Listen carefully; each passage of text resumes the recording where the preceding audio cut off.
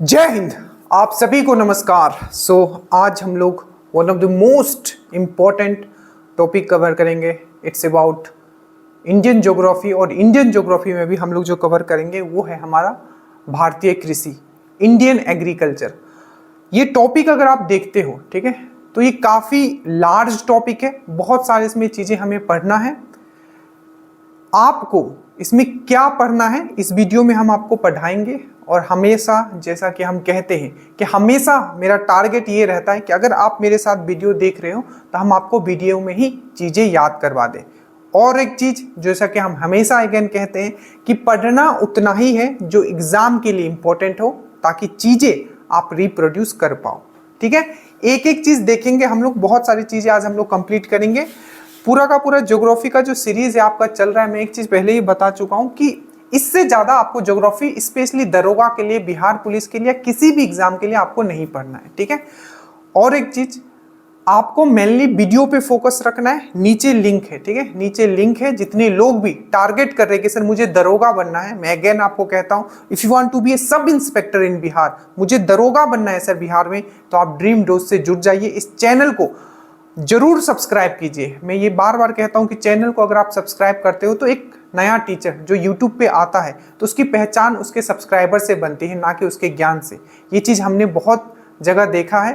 तो प्लीज़ आप लोग सब्सक्राइब जरूर करें, ताकि हम जो चीज़ें रख रहे हैं ये सब तक पहुँच पाए। ठीक है, एक और चीज़ देखिए, सबसे पहले अगर आप इस वीडियो को देख रहे हो, ठीक है, तो एक चीज़ मैं आपको यहाँ दिखा देता हूँ कि आपको मेन फोकस जो रखना है, आपको रखना है पूरा का पूरा किस पे, वीडियो पे रखना है। क्योंकि जो पूरा का पूरा ज्योग्राफी हमने आपको कहा है कि हर एक सब्जेक्ट का आपको पीडीएफ दिया जाएगा, होल पीडीएफ, ताकि एग्जाम से पहले आप मेंस जब लिखने जाओगे या प्री लिखने जाओगे, स्पेशली मेंस का मैं बात करता हूं, तो 85 प्लस क्वेश्चंस आपको डायरेक्टली वीडियो पीडीएफ से दिखेंगे, मैथ्स एंड रीजनिंग इंक्लूड करके। तो इस तरीके का आपको पीडीएफ पूरा दिया जाएगा, जैसे कि ज्योग्राफी का पीडीएफ है, ठीक है, पूरा पीडीएफ हम प्रिपेयर कर रहे हैं और आपको साथ में देते हुए चल रहे हैं। उसी तरीके से आज स्टैटिक जीके का भी बात चल रहा था, तो जो चीजें हमने कर रखा है वही चीज आपको दिया जा रहा है। ठीक है, ऐसा नहीं है कि हम बस वीडियो आपके सामने रख रहे हैं, हमने इन चीजों को करके रखा है, वही चीज हम आपको पढ़ा रहे हैं।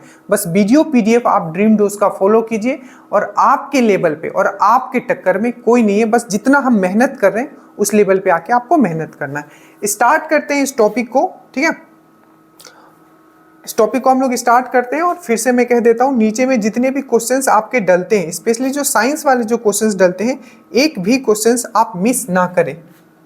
ठीक है, चलिए, तो सबसे पहले अगर हम लोग बात करें कृषि का, ठीक है, अगर हम लोग भारतीय कृषि का अगर हम लोग बात करें, ठीक है, तो भारतीय कृषि को एक संज्ञा दी गई है, एक नाम दिया गया है कि भारतीय जो कृषि है, ठीक है, इसको जुआ भी कहा जाता है। ठीक है, क्यों? क्योंकि जो भारतीय कृषि है बेसिकली क्या है, मॉनसून पे डिपेंड रहता है। मैक्सिमम जो यहाँ जो 55 से 60% जो है हमारा जो कृषि है भारत का, वो क्या, मॉनसून पे, मतलब बारिश पे डिपेंड रहता है। ठीक है, और आपको पता है बारिश का भी क्या स्थिति है, धान अभी रोपे जा रहे हैं, वो भी पानी पटा पटा के रोपा जा रहा है। तो ये स्थिति, इसलिए ये संज्ञा दिया गया है कि भारत का जो कृषि है, ठीक है, उसको जुआ कहा जाता है। अब हम जो स्टार्ट करने वाले हैं उस पे आपको आप फोकस करना है, एकदम टू द पॉइंट बात करेंगे, एग्जाम पॉइंट ऑफ व्यू से क्वेश्चंस के फॉर्म में पूरा का पूरा टॉपिक हम लोग कंप्लीट करने वाले। उससे पहले देखिए कुछ क्वेश्चन जो पूछे गए हैं, इसमें दरोगा के भी क्वेश्चन पूछे गए, जैसे किसे काला सोना कहा जाता है, ठीक है, किसे ब्लैक गोल्ड कहा जाता है, ये यहाँ पूछा जा रहा है। ठीक है, 4 ऑप्शन है। उसके बाद कौशल किसकी नस्ल है, कौशल जो है ये किसकी नस्ल है, चावल का, मक्का का, ये सब लिखा हुआ है। उसके बाद कौन सी शीतोष्ण, शीतोष्ण मतलब होता है टेम्परेट, ठीक है, टेम्परेट जो आपका सीजन है उसका फसल नहीं है। मैं यहाँ पूछा कि कौन सी शीतोष्ण ऋतु की फसल नहीं है, मतलब कौन सा ऐसा इसमें फसल है जो आपका टेम्परेट सीजन का फसल नहीं। टेम्परेट मतलब होता है ठंडा, ठीक है, दैट मीन्स शीतोष्ण। उसके बाद है भूरी क्रांति किससे रिलेटेड थी, यहाँ ये 4 आपका ऑप्शन है। ठीक है, इसमें अंडा भी है। ठीक है, उसके बाद ये क्वेश्चन आपकी राष्ट्रीय बागवानी बोर्ड, ये सब क्वेश्चंस आए हुए क्वेश्चन है। ठीक है, डिफरेंट एग्जाम में, दरोगा हो, दरोगा वाला भी मैं आपको बताऊंगा राष्ट्रीय बागवानी बोर्ड कब आया था। ठीक है, उसके बाद रबी मौसम में उगने बाली कौन सा दाल, तो रबी मौसम में जो उगाया जाता है इसमें से कौन सा दाल है जो रबी मौसम में आपका उगता है। उसके बाद है भारत में कौन सा राज्य अनुबंधन खेती कानून लाने वाला, मतलब कौन सा ऐसा राज्य है जो कॉन्ट्रैक्ट फार्मिंग लाने वाला, ठीक है, मतलब आपका कॉन्ट्रैक्ट फार्मिंग लाने वाला जो लॉ सबसे पहले उसने स्टार्ट किया था, तो अनुबंधन खेती पर कानून लाने वाला पहला राज्य कौन है। उसके बाद है भूमि पर, that mean which type of farming is practice in the areas of high population pressure on land. हर एक चीज मैंने ट्राई किया है कि इस एक वीडियो में मैं कवर कर लूं, ठीक है, और आपके सामने चीजें रख दूं, तो एकदम शांतिपूर्वक आप बैठिए, ठीक है, और शांतिपूर्वक आप बस सुनते हुए चलेगा कि सर क्या बोले, एकदम फुल फोकस से एक एक चीज हम आपके सामने रखने वाले। सबसे पहला क्वेश्चन अगर पूछा जाता है, जैसा कि हमारा पढ़ाने का तरीका, हम हमेशा कहते हैं कि हम वही पढ़ाते हैं जो एग्जाम में आता है, कुछ भी इधर उधर का बात नहीं किया जाएगा और टू द पॉइंट पूरा का पूरा आपका ये टॉपिक आपका कवर हो जाएगा। नीचे लिंक है, मैं फिर से कहता हूँ, स्टेटस के क्वेश्चन आप जरूर फॉलो किया कीजिए। देखिए सबसे पहले अगर हम लोग बात करें कृषि का, एग्रीकल्चर का, ठीक है, आपको पता है जो ये भारत है उसको क्या कहा जाता है, तो कृषि प्रधान देश कहा जाता है। क्या कृषि प्रधान देश कहा जाता है, क्योंकि जो भारत का जो मैक्सिमम पॉपुलेशन है, ठीक है, मैक्सिमम जो आपके यहाँ लोग हैं वो कृषि में क्या है, कार्यरत है, तो इसीलिए इसको क्या होता है, इसको कृषि प्रधान देश कहा जाता है, याद रखिएगा। अब पहला क्वेश्चन आपका यही आ जाता है, जो कृषि जो है आखिर कौन से क्षेत्र का भाग है, प्राइमरी, सेकेंडरी, टर्सरी, इस तरीके से आपने पढ़ा होगा, इकोनॉमिक्स में आप पढ़ते हो, तो आपका पहला क्वेश्चन यही रहता है कि जो ये आपको याद रखना है कि जो प्राथमिक क्षेत्र का क्या है, भाग है, तो कृषि जो है आपका प्राथमिक क्षेत्र का भाग है। आप ये चीज आपको अच्छे से याद रखना है। अगर भारत को हम लोग कृषि को देखते हैं तो जितने भी हमारे फसल हैं उनको तीन कैटेगरी में बांटा गया है। एक है आपका रबी, दूसरा है आपका खरीफ और तीसरा है आपका जायद। अब यही से क्वेश्चंस आपका शुरू हो जाता है। पहला हम लोग जो पढ़ने जा रहे हैं कि रबी फसल क्या क्या होते हैं, ठीक है, तो रबी फसल सबसे पहले आपको ये समझना है, जो भी ये रबी फसल है बेसिकली ये क्या है, ये ठंडे मौसम में इसको बोया जाता है। डेट मीन्स ये क्या है, शीतोष्ण फसल है। डेट मीन्स क्या है, ये टेम्परेट, क्या है, टेम्परेट क्रॉप्स है। टेम्परेट मतलब होता है शीतोष्ण, तो टेम्परेट बोलूं मतलब शीतोष्ण, तो ये क्या है आपका शीतोष्ण आपका फसल है जो कि ठंडे के महीने में आपका ये बोया जाता है। ये टेम्परेट जोन का क्या है आपका फसल है। और ये कब बोया जाता है तो आपको अच्छे से याद रखना है, मैं हर एक चीज आपको याद कर पाऊंगा, बस आप शांतिपूर्वक सुनते हुए चलेगा। अक्टूबर से नवंबर में आपका बोया जाता है और जस्ट 6 महीना बाद आपका मार्च से अप्रैल में क्या होता है, इसको काट लिया जाता है। तो अगर मैं बात करूं आपका रबी फसल का, अगर मैं बात करता हूं जिसको क्या बोला जाता है, आपका टेम्परेट सीजन क्रॉप भी बोला जाता है। इंग्लिश में भी चीजों को मैं बोलते हुए चलूंगा, टेम्परेट सीजन क्रॉप भी बोला जाता है, या इसको शीतकालीन या शीतोष्ण फसल या शीतकालीन फसल भी इसको बोला जाता है, क्योंकि ठंड के महीने में ये होता है। अब याद कैसे रखोगे कि कब ये बोआ जाता है, कब ये काटा जाता है, तो ध्यान दीजिए हमने क्या कहा, रबी है, रबी है। यहाँ रबी मतलब क्या होता है, गर्म, गर्म है। गर्म का उल्टा क्या होगा, ठंडा। तो रबी जब भी बोलेगा, रबी मतलब गर्म होता है। तो गर्म का एकदम, जब आपको बहुत गर्मी लग रहा होगा तो क्या करोगे, ठंडे जगह में जाओगे। तो रबी याद रखना, रबी है तो उल्टा मतलब ये ठंडा जगह में होगा। कहाँ होगा, ताकि इसका ये मतलब ड्यूरेशन क्या होगा, तो हमेशा आप सबको पता है कि अक्टूबर, ठीक है, और नवंबर ये क्या होता है, गर्मी का मौसम यहाँ स्टार्ट होता है। तो अक्टूबर नवंबर से ये स्टार्ट होगा। जस्ट आपको याद रखना है, जैसे कि यहाँ लिखा हमने अक्टूबर नवंबर से क्या होगा, इसको बोया जाएगा, मतलब ठंडे में ये बोया जाता है, ठीक है, ठंडे में ये बोया जाता है, इसलिए इसको क्या शीतकालीन फसल बोला जाता है, या टेम्परेट इसको क्या बोला जाता है, क्रॉप बोला जाता है। तो ठंडा में ये बोया जाता है अक्टूबर नवंबर में। इतना चीज समझ में आया। रबी है, गर्म लग रहा था तो ठंडा चाहिए उसको, तो ठंडे मौसम में बो दिया अक्टूबर और नवंबर में। अब काटेंगे कब, सिंपल याद रखोगे, इसके जस्ट 6 महीना बाद अक्टूबर है, ठीक है, अक्टूबर में आपने बोआ था, तो नवंबर, दिसंबर, जनवरी, फरवरी, मार्च और अप्रैल। तो यहां लिख दोगे आप अप्रैल, क्योंकि इसमें लोग बहुत कंफ्यूज होते हैं, तो मैंने बस तरीका आपको बता दिया। यहां लिखोगे मार्च, ठीक है, याद रहेगा। तो सिंपल आपको याद, जैसे कि अक्टूबर में बोआ, अक्टूबर नवंबर आपको याद रखना है, ठंडा के महीना में अक्टूबर नवंबर में बोया जाता है, और अक्टूबर के बाद नवंबर, दिसंबर, जनवरी, फरवरी, मार्च और अप्रैल, जस्ट 6 महीना बस आपको याद रखना है। तो अक्टूबर में बोया जाता है और अप्रैल में काटा जाता है। तो अक्टूबर नवंबर में बोया जाता है और मार्च अप्रैल में काटा जाता है। चीज समझ में आ गया। चलिए उसके बाद हमने यहाँ बताया कि अब बोआ का मतलब इसका बोया कब जाता है और काटा कब जाता है। इससे जो सबसे ज्यादा क्वेश्चन पूछा जाता है कि इसमें कौन से फसल लगाए जाते हैं। हम आपको याद करवा दे रहे कि रबी में कौन सा फसल बोए जाते हैं, ताकि जब क्वेश्चंस में आए तो आप इजीली एलिमिनेट कर लो। अगर एक वाला याद रखोगे तो दूसरा वाला आपको आराम से चीजें दिमाग में रहेगी। तो मैं आपको रबी वाला याद करवा देता हूँ, ठीक है, जो कि ठंडे के महीने में बोया जाता है। अब एक चीज और याद रखिएगा, रबी मतलब क्या होता है? सन होता है। सन से क्या मिलता है? हमें गर्मी मिलता है, ठीक है। और रबी को कौन नहीं जानता है? सब जानता है, ठीक है। अब ध्यान से रखिए मैं कैसे याद कर रहा हूं। तो याद रखिएगा, एक में क्या आएगा? आपका गेहूं आएगा। और गेहूं का जस्ट उल्टा वाला क्या होता है? किसी को रोटी पसंद होता है, किसी को चावल पसंद होता है। तो हमेशा याद रखना कि गेहूं वाला जो चीजें है वो रबी में आएगा। क्योंकि आप अगर थोड़ा सा अगर गांव वाले इलाके में रहते हो तो थोड़ा सा दिमाग लगाओ। हम लोग क्या करते थे बचपन में, याद आया आपको कुछ? बस थोड़ा सा टाइम, हम क्या करते थे, दौनी होता था। गांव में दौनी होता है ना, तो गर्मी के महीने में दौनी होता है, आप लोग को याद होगा। तो इसीलिए वो ठंडा में बोया जाता होगा, तभी ना हम लोग गर्मी में दौनी करते।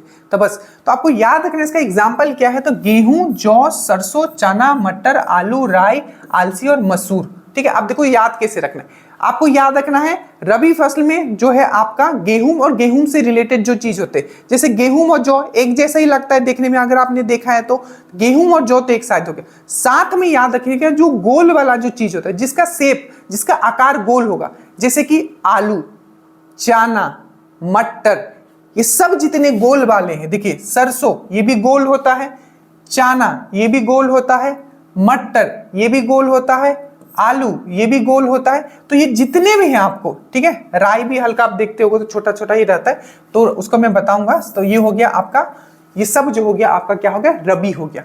और राई, आप राई किससे लोगे? रबी से आपने राई लिया। अरे किसी चीज का एक रबी है आपका दोस्त, उससे आपने राई लिया, तो राई आपको याद रखना। और अलसी, अलसी को लिनसीड भी इंग्लिश में बोलते हैं। तो अलसी, ऐसे भी गर्मी में क्या हो जाता है, हमारा इतना पसीना निकल जाता है, और ऐसे भी बहुत आलसी आते हैं लोग। गर्मी में क्या होते हैं, हम लोग बहुत आलसी आते हैं। तो अलसी और मसूर, मसूर दाल, मसूर दाल। अब मसूर क्यों? अरे भाई रबी को कौन नहीं जानता है? रबी मतलब क्या होता है? सूर्य। सूर्य भगवान को कौन नहीं जानता है? पूरा ब्रह्मांड जानता है। मेरे साथ बोलो, सूर्य भगवान को पूरा ब्रह्मांड जानता है। तो सिंपल सी बात है, जिसको सब जानता है मतलब वो बहुत मशहूर है।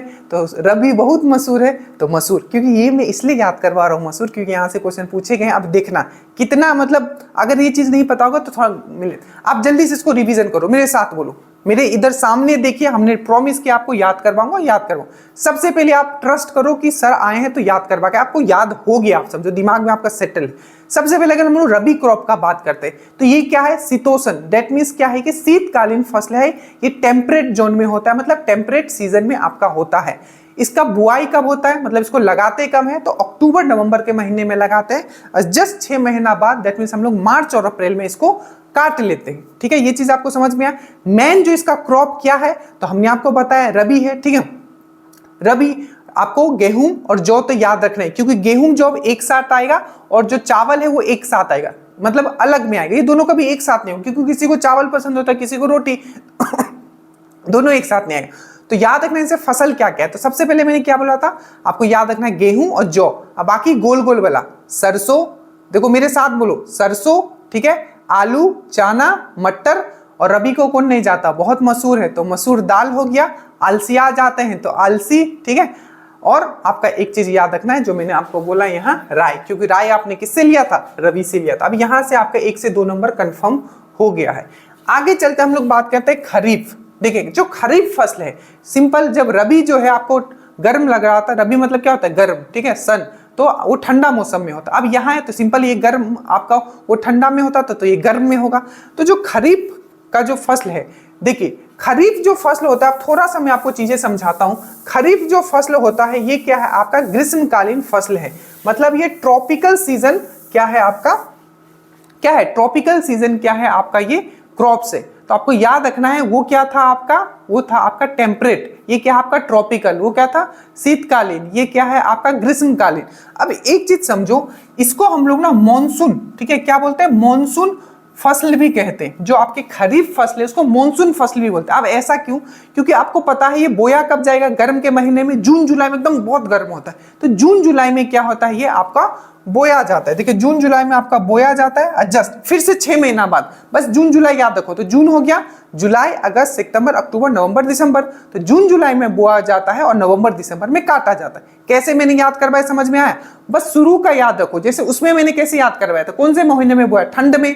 ठंड में कब? अक्टूबर में। तो अक्टूबर में बोया जाता है, काटा कब जाएगा? 6 महीना बाद। तो अक्टूबर, नवंबर, दिसंबर, जनवरी, फरवरी, मार्च, अप्रैल हो गया। तो आपका अक्टूबर नवंबर में बोया जाता है और मार्च अप्रैल में काटा जाता है। और इसमें क्या होगा? गर्मी, सबसे ज्यादा गर्मी कब होता है? जून जुलाई। तो जून में इसको बोया जाता है, फिर से 6 महीना बाद। जून देखो, जून, जुलाई, अगस्त, सितंबर, अक्टूबर, नवंबर, दिसंबर। तो जून जुलाई में आपको बोया जाता है, नवंबर दिसंबर में इसको काटा जाता है। सिंपल वही चीज है। अब देखो, थोड़ा सा दिमाग लगाए कि जो सेकेंड वीक जो भारत में जो है, ठीक है, मॉनसून आना कब शुरू होता है? तो सेकेंड वीक ऑफ जून में, ठीक है। तो ये है आपका केरल। आपको पता है सबसे पहले जो मॉनसून हिट करती है वो केरल को हिट करती है, ठीक है, केरल को हिट करती है। उसके बाद आते हुए, और आपको पता भी होना चाहिए, जो सबसे ज्यादा हमें बारिश मिलता है या सबसे ज्यादा हमें जो बारिश मिलता है या मॉनसून आता है वो कहां से आता है? तो आपको याद रखना है आपका दक्षिण पश्चिम से, याद रखना। और ये भी पूछा गया कि बिहार में सबसे ज्यादा बारिश किससे होता है? तो दक्षिण पश्चिम मॉनसून से ही होता है। तो आपको समझ में आया कि जून में क्या होता है? मॉनसून आना शुरू होता है, ये बारिश का मौसम होता है। इसीलिए क्या होता है, आपको जो ये खरीफ फसल है इसको क्या बोला जाता है? तो मॉनसून फसल भी बोला जाता है। अभी का समय देख लो, जून जुलाई अगस्त, क्या ये बारिश का? बारिश हो नहीं रहा है, इसका सबसे बड़ा कारण है आपका ग्लोबल वार्मिंग, ज्यादा गाड़ी का यूज होना, ठीक है, नंबर ऑफ पेड़ को काटा जाना। तो ये सब जो आने वाला समय है ये और बहुत खतरनाक होने वाला है, ठीक है। लोग इन चीजों को नहीं समझ रहे, बट एटलीस्ट एक चीज मैं बताता हूं, जो आने वाले लोग हैं, ठीक है, वो हमसे भी ज्यादा सफर करेंगे, बहुत ज्यादा सफर करने वाले, ठीक है। चलिए, तो आपको याद रखना है सबसे पहले जो खरीफ फसल है इसको हम लोग क्या बोलते हैं? तो मानसूनी फसल भी बोलते हैं, क्योंकि बारिश के मौसम में गर्म वाला जो महीना होता है उस समय होता है। नेक्स्ट मैंने आपको क्या बताया, ठीक है, इसको बोया कब जाता है? तो गर्म महीना में जून जुलाई में बोया जाता है। और काटा कब जाता है? तो नवंबर और दिसंबर, अक्टूबर नवंबर में, नवंबर दिसंबर में आपका काटा जाता है, ठीक है। ये चीज समझ में आया। अब इसको याद रखना है कि इसमें कौन से फसल होते हैं, ठीक है। तो मुख्य रूप से इसको मानसूनी ऋतु का फसल भी आप देखिए, जैसे कि उसमें गेहूं था तो जस्ट इसका उल्टा होगा, धान होगा, मतलब चावल होगा। तो धान हो गया, बाजरा हो गया, ठीक है, ये सब क्या होगा? गर्म में होगा ना। तो धान हो गया, बाजरा हो गया, कपास हो गया, जूट हो गया, गन्ना हो गया, मक्का हो गया, उड़द हो गया और मूंग हो गया। तो इसको आप एक वाला, अगर आपको ये याद है तो ये वाला आपको पक्का आपके दिमाग में रहेगा। अगर कुछ भी आ जाए तो आपको याद रहेगा। जैसे धान हो गया, बाजरा हो गया, कपास हो गया, जूट हो गया, गन्ना, मक्का, उड़द और मूंग। अब ये चीज अगर आपको ऑप्शन में देखा तो आप एलिमिनेट कर लोगे, ठीक है। ये चीजें आपको यहां से समझ में आए, हमने आपको याद करवा दिया है। अब रबी वाला तो खरीफ वाला आपको दिखेगा तो आप उसको इजिली एलिमिनेट कर लोगे, ठीक है। तो ये है आपका खरीफ। उसके बाद देखिए, उसके बाद जो ये जो बीच का जो समय बचता है, मतलब रबी और खरीफ का जो बीच का जो समय बचता है उसको क्या बोला जाता है? तो जायद फसल। मैं फिर से बोलता हूं, ये एग्जांपल्स बहुत इंपॉर्टेंट है। मैंने यहां इसलिए याद नहीं करवाया क्योंकि मैंने आपको एक याद करवाया, और हमारा जो दिमाग होता है ना, ठीक है, ये क्या, इससे थोड़ा आपको क्या करना है, इसको मैनिपुलेट करना है। मैनिपुलेट मतलब अगर आप दोनों चीज याद करोगे तो ये क्या होगा, ये चीजें मिक्स होने लगेगी। इसीलिए मैंने आपको एक करवा दिया। अभी देखिएगा, जब मैं क्वेश्चंस करवाऊंगा तो इसका फर्क आपको दिखेगा, ठीक है। अब जो बीच का जो समय होता है, ठीक है, रबी और खरीफ का जो बीच का जो समय होता है उसको हम लोग बोलते हैं जायद फसल। ये बेसिकली क्या होता है, ये ऐसा समय होता है जिसमें कि हम लोग तरबूज का हम लोग बात कर लेते हैं, ठीक है। उसमें हम लोग तरबूज हो गया, खरबूज हो गया, ठीक है, ककड़ी हो गया, वेजिटेबल्स हो गया, ये सब जो होते हैं बेसिकली क्या होता है आपका, इसमें आपका आता है। तो आपको याद रखना कि जायद फसल जो होता है ये बीच का समय होता है। किसके बीच का समय होता है? तो आपको याद रखना है किसके बीच का होता है। तो आपको याद रखना है ये जो होता है ये आपका रबी और खरीफ के बीच का होता है। इसका बुआई कब होता है? तो ये मार्च में होता है।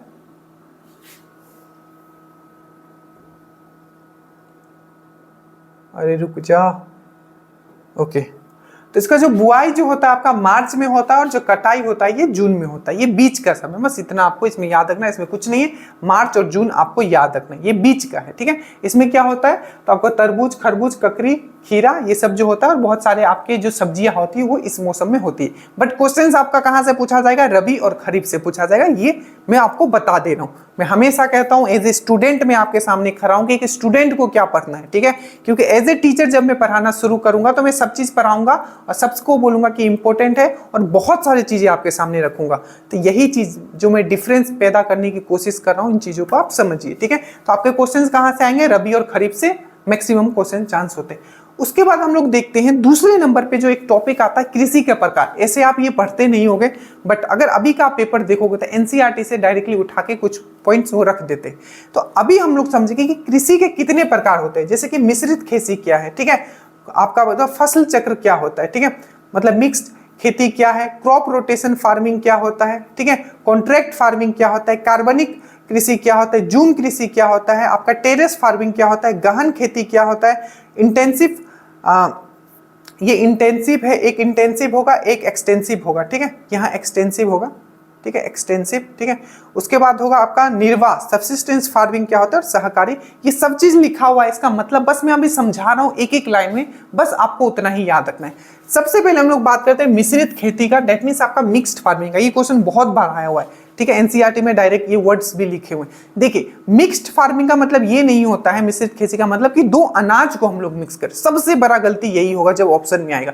मिक्स्ड फार्मिंग का मतलब होता है कि हम एग्रीकल्चर के साथ साथ भी एनिमल हस्बेंड्री जब करते हैं, दैट मीन्स हम लोग कृषि के साथ साथ भी जब हम लोग पशुपालन को हम लोग साथ में लेके चलते हैं तो उसको क्या बोला जाता है, आपको याद रखना है, आपको मिश्रित खेती। तो जैसे भी कभी कोई पूछे कि मिश्रित खेती क्या है, या एग्जाम में क्वेश्चन आपका छपेगा कि जो मिक्स्ड फार्मिंग आपका क्या है, तो आपको याद रखना है कि जो कृषि के साथ साथ अगर हम पशुपालन को भी लेके चलते हैं, एग्रीकल्चर के साथ साथ अगर हम एनिमल हस्बेंड्री को भी लेके चलते हैं, तो वो क्या होता है, आपका मिक्स्ड फार्मिंग होता है, ठीक है। नेक्स्ट है आपका क्रॉप रोटेशन। क्रॉप रोटेशन जो ये फार्मिंग किया जाता है, क्रॉप रोटेशन जो कृषि किया जाता है, आखिर ये क्यों किया जाता है? तो क्रॉप रोटेशन जो फार्मिंग होता है इसमें किया जाता है एक भूमि पे, ठीक है, एक लैंड पे क्या होता है कि अलग अलग फसल उगाए जाते हैं। जैसे कि मान लीजिए ये कोई एक आपका लैंड है, ठीक है, इसमें आपने कोई भी एक फसल लगाया और बीच में फिर से आपने क्या कर दिया, इसमें दलहनी फसल लगाया, दलहनी फसल, और फिर से आपने इसमें क्या किया, कोई एक और फसल लगाया।